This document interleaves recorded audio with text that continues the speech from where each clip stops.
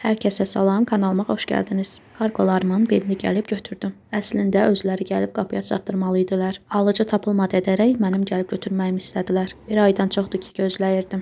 Gecikmək üçün Temu asistanına yazıb hər karqom üçün 3 manat pul aldım. Qapıya çatdırılmanı seçdiyim üçün hər kargo şirkətinin ünvanları da ayrı yerlərdədir. Növbəti bağlama götürmək üçün Starex İnşaatçılar filialına gəldim.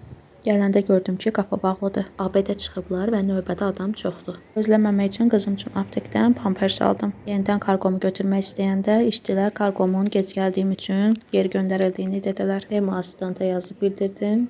Temu məndən özür istəyib, məndən çıxılan pulu qaytarıb, üstəlik də telafi üçün yalnız Temuda istifadə olunan pulu göndərdilər. Bu pulla Temudan nə istəsəniz ala bilərsiniz.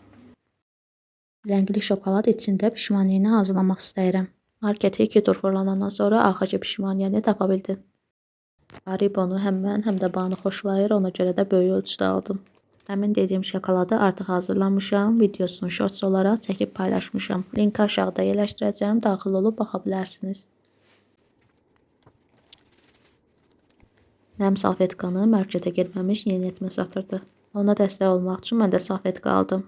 Bu ay gücüm çatanı ayrı-ayrı vaxtlarda yardım elədim. Yardımı əvvəllər işlədiyim vaxtlar tanış olduğum iş yoldaşım təşkil edirdi. Karton stakan da aldım ki, çöldə olarkən özümlə termosda çay aparam. Məndəki termos böyükdür. Temudan 2 dənə 500 ml ölçüdə endirim vaxtı termos sifariş elədim. Yoldaşımın ad günü yaxınlaşır. Ətiri bitdiyi üçün 2 dənə onun üçün, 2 dənə də özüm üçün ətir aldım.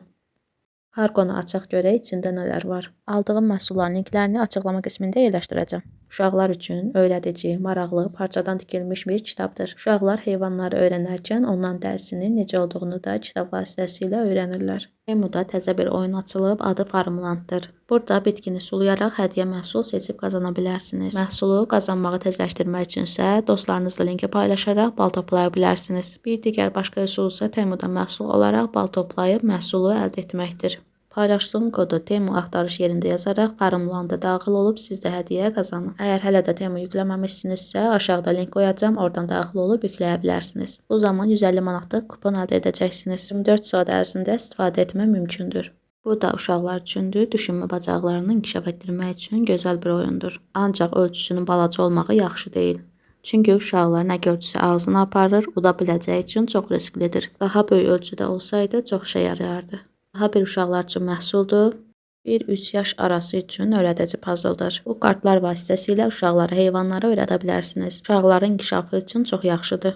Linki paylaşa bilmirəm çünki artıq bitib. Amma istəsəniz Temuda axtarış edib bənzər məhsullar tapa bilərsiniz. Həm təkcə heyvanlar deyil, meyvələri, tərəvəzləri və başqa vasitələri öyrənmək üçün puzzle'lar mövcuddur.